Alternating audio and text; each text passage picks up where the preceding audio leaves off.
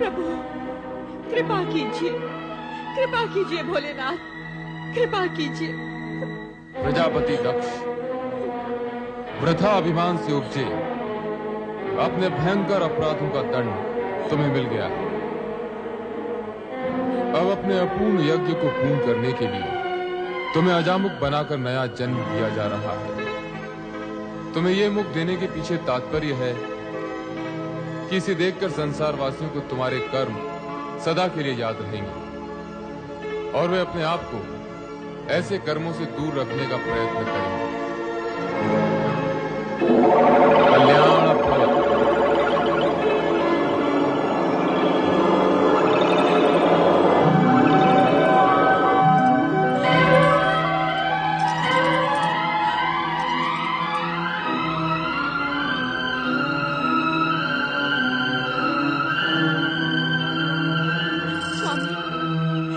स्वामी आपको जीवन दान मिल गया, मेरा जीवन धन्य हो गया।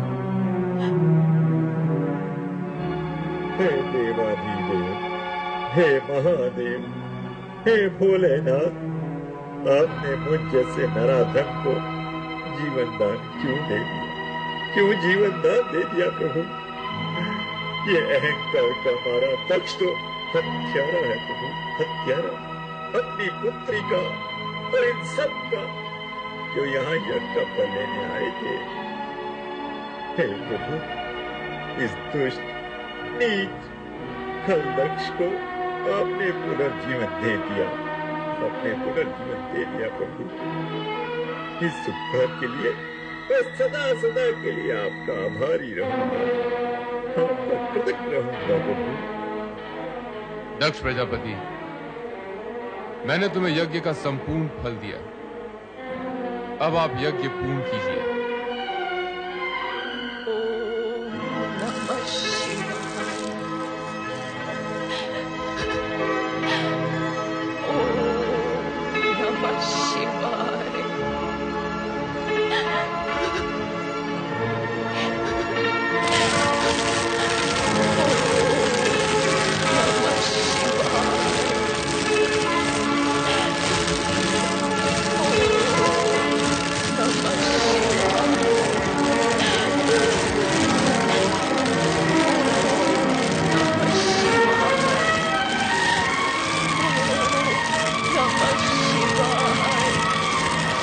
सती,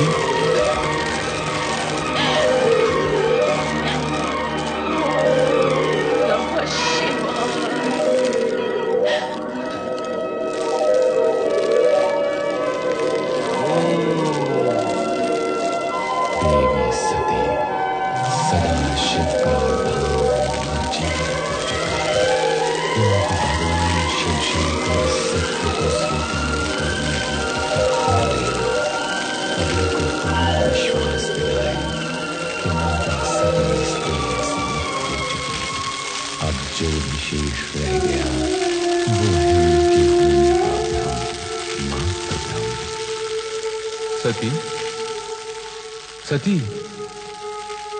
सती, सती, सती, मैं तुम्हें इतनी देर से पुकार रहा हूं, फिर भी तुम मौन क्यों हो? मेरी पुकार को नकार क्यों रही हो प्रिय?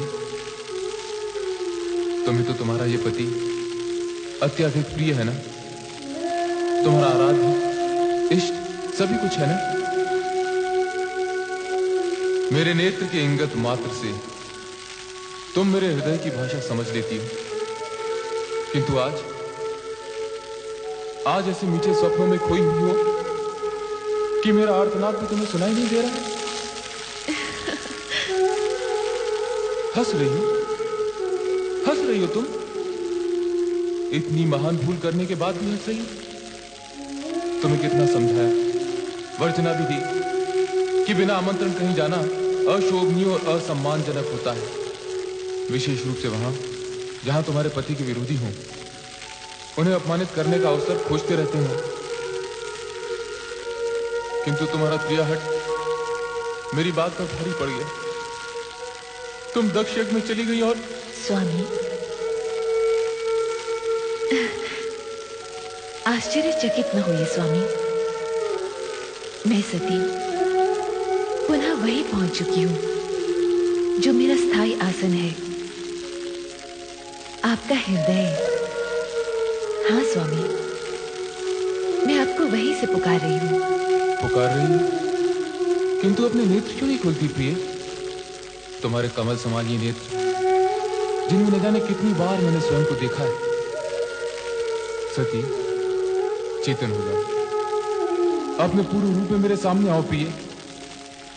स्वामी, आप अपना ही वचन स्मरण कीजिए और मन की आंखें खोल कर देखिए। हम दोनों शिव शक्ति भिन्न नहीं है, एक ही परम तत्व साक्षात परब्रह्म है, जिसका ब्रह्मांड साक्षी है।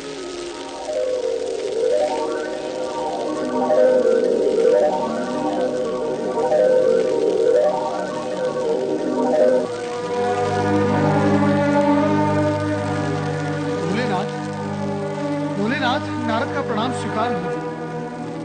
मंगल हो। प्रभु, आप कहाँ जा रहे हैं? देवी सती हमसे रुष्ट हो गई हैं। भोलेनाथ, आप ये कैसी बातें कर रहे हैं? क्यों? क्या सदा पत्नी को ही पति का साथ देना चाहिए, पति को नहीं? हम अपनी रुष्ट प्रिया का साथ कभी नहीं छोड़ेंगे।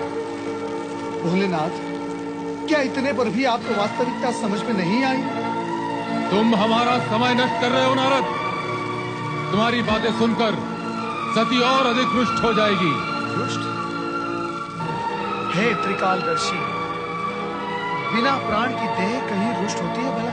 नारद! भोलेनाथ, मुझ पर क्रोधित होने से सत्य झुटलाया नहीं जा सकता। और सत्य यह है कि आप जिसे प्रिया का रुझान समझ रहे हैं, वो आपका मात्र भ्रम है। भ्रम। प्रभु देह बोलती नहीं, भ्रम बोलता है। तुम ये कहना चाहते हो कि सती, हमारी सती मात्र देह है? मात्र देह? खेद की बात यही है प्रभु कि आप जिसे देवी सती समझ रहे हैं, वो मात्र निर्जीव देह है। नारद, मैं तुम्हें भस्म कर दूंगा।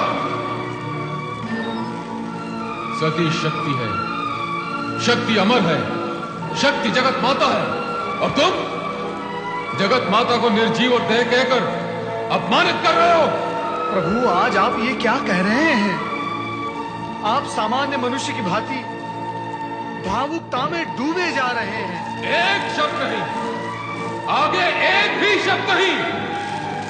यदि अब तूने कुछ भी अनर्गल कहा तो तू मेरे क्रोध से बच नहीं पाएगा।